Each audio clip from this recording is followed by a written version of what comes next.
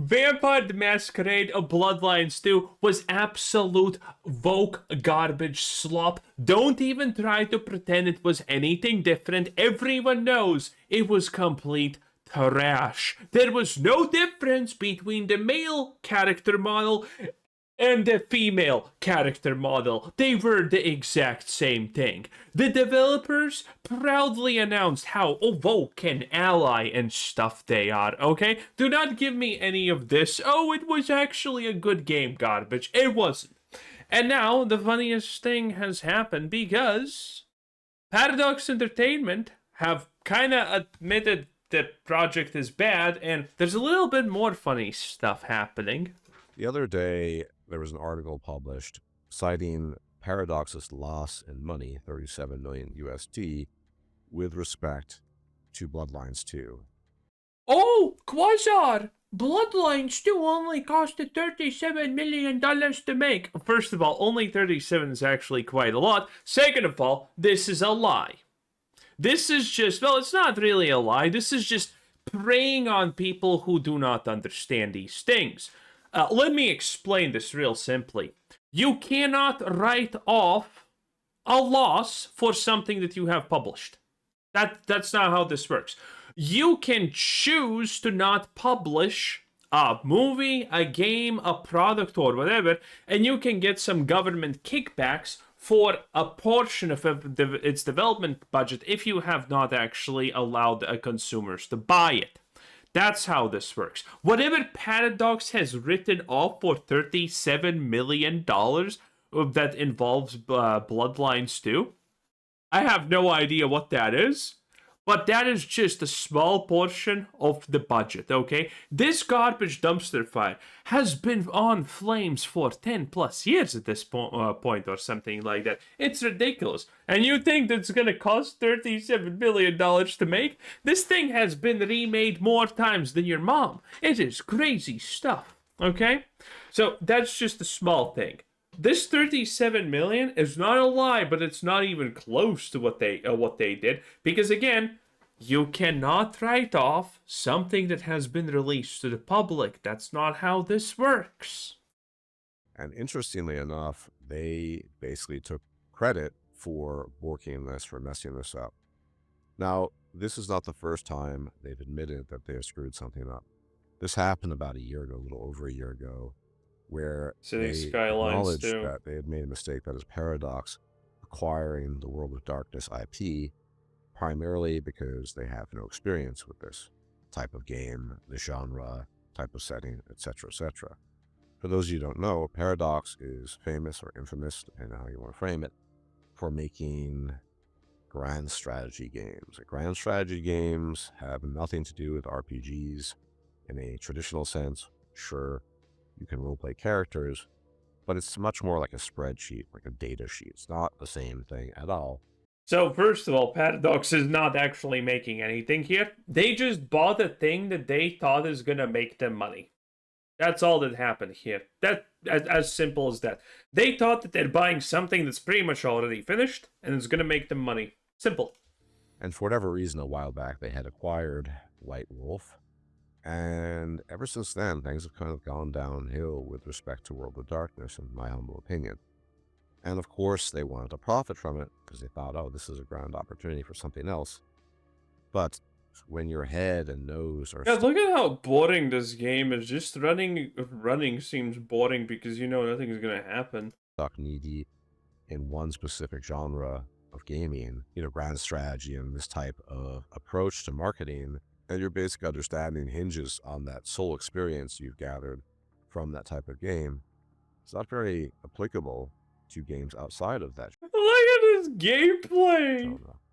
So it's not looking good by all accounts. So here's what the article has to say. Frederick Wester, I think that's how you say the name, CEO of Paradox Interactive, said the blame for Vampire the Masquerade Bloodlines 2's failure lay at the publisher's door, not that of the Chinese room, which had been drafted. Yes, surely. I will blame the publisher while people from the Chinese room are literally out there saying that, oh, we wanted to make this game woke and whatnot. We aim to do this. Oh, Oh, we're political pundits. Oh yeah, sure. They don't blame the Chinese room. Oh heavens forbid.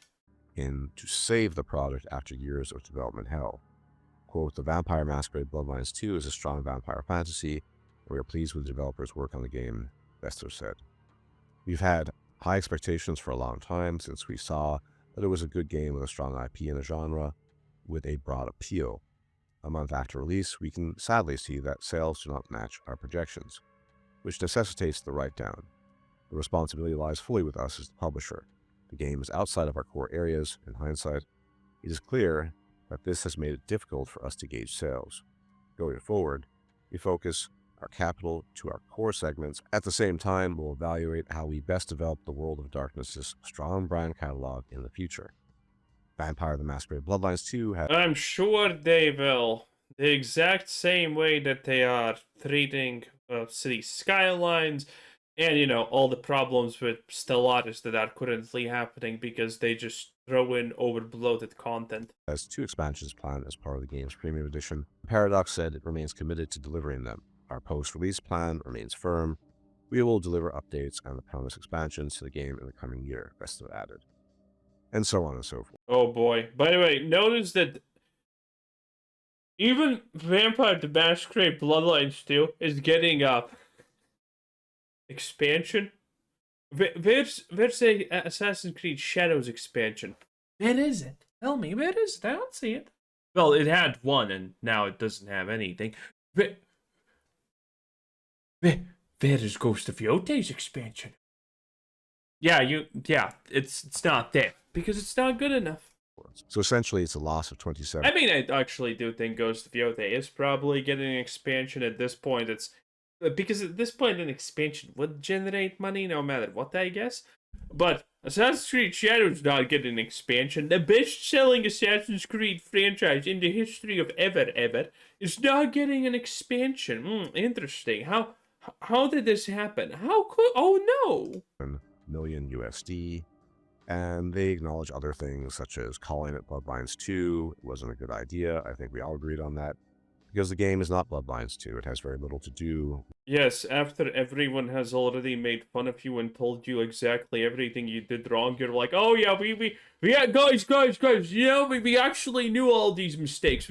We're not dumb. We knew all of these mistakes that we intentionally, for some reason, decided to do anyway, even though we knew them. Don't think about it. Don't think about it. With Bloodlines other than some very superficial overlap and similarities. But I think this is really a classic example of a publisher that just got too greedy and got in over its head. The Paradox is well known, I've talked about this before, for milking customers out of every last cent through a gradual, slow burn of DLC for their grand strategy games. And they have no idea how to approach this, and we actually have evidence for this. Do you remember initially that there was DLC planned for something like 30 USD or 30 euros that included 2 extra clans that should have been in the base game by all accounts? And Paradox, not thinking, I guess they were incapable, just thought, yeah, that's perfectly fine, until the backlash came. What was this backlash? Well, quite simply, a totally outrageous and unreasonable demand to make of players who are not used to this sort of thing. People wanted all the old clans in one package. Now, eventually they got it.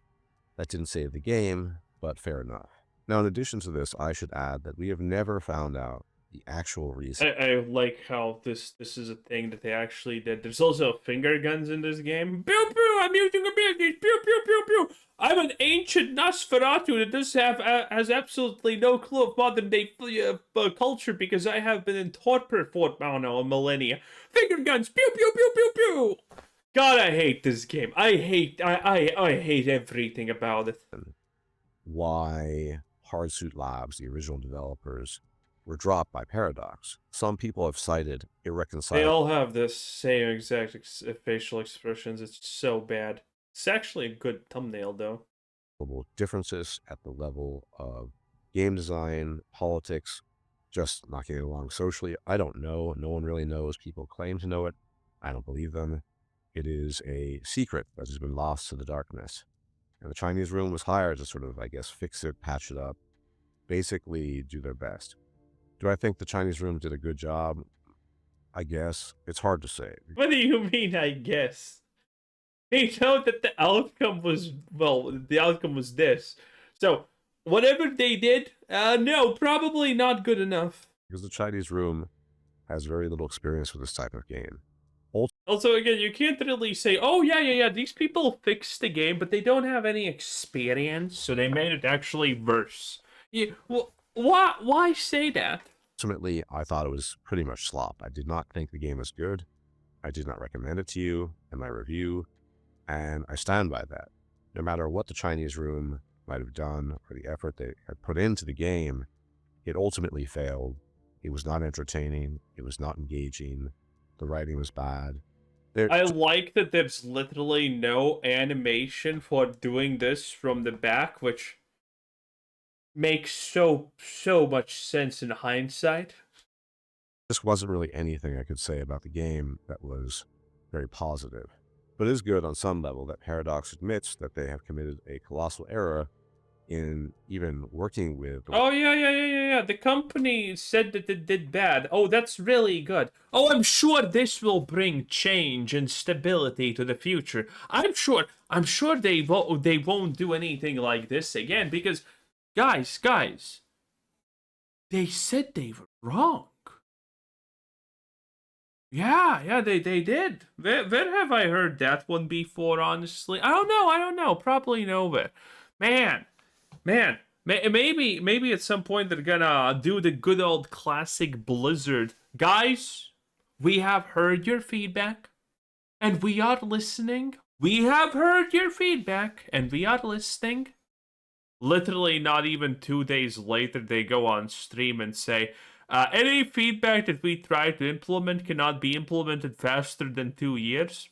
Like, what's the point of even trying to implement feedback if you can't implement it faster than like a year or two by your own stupid admissions? I just absolutely can't.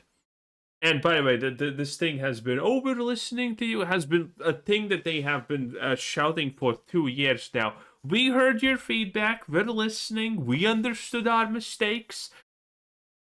And before they do the exact same problem and think 10 times more. I'm sure this will be different with Paradox. I'm sure Paradox, like, they learned a really valuable lesson and everything's gonna be fine now, and there's no, like, well, listen, there's no more bad games from Paradox because they understood their mistake. It's good. World of Darkness because they don't have a bloody clue what they're doing with it. What this means concretely, in my view, is that Paradox themselves need to stay the hell away from the World of Darkness, Vampire the Masquerade, Werewolf, whatever the IP is. Now, my understanding as well is that Paradox has decided to delegate the management of the World of Darkness to some other team, to some sort of subsidiary that they happen to own, which I guess is the best case scenario.